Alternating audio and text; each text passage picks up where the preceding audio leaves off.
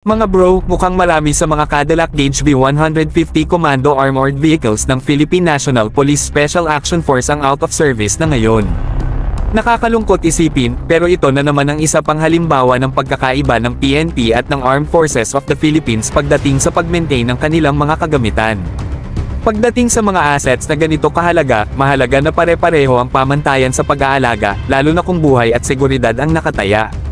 Ang V150 Commando Armored Vehicles ay hindi lang basta sasakyan, ito ang backbone ng mobility at proteksyon ng ating Special Forces. Pero kung hindi ito napapanatiling operational, para kang pumapasok sa laban ng walang tamang sandata.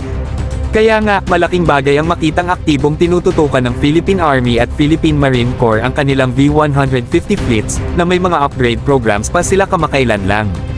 Iyan ang klase ng dedication at foresight na kailangan para maging handa sa anumang sitwasyon. Sa isang banda, ang mga upgrade programs ng Philippine Army at Marine Corps ay malinaw na senyales na seryoso sila sa pagpapalakas ng kanilang operational readiness. Hindi sila nagtatapos sa, okay na yan, mentality, ginagawa nila ang lahat para maging, best na yan. Ang mindset na ito ang dahilan kung bakit sila nagiging epektibong puwersa, handang tumugon kahit kailan, saan man. Samantala, ang sitwasyon ng PNP Special Action Force ay isang wake-up call.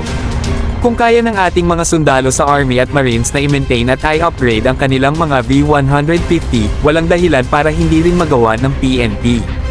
Kailangan lang ng tamang pamamahala, tamang resources, at higit sa lahat, tamang mindset.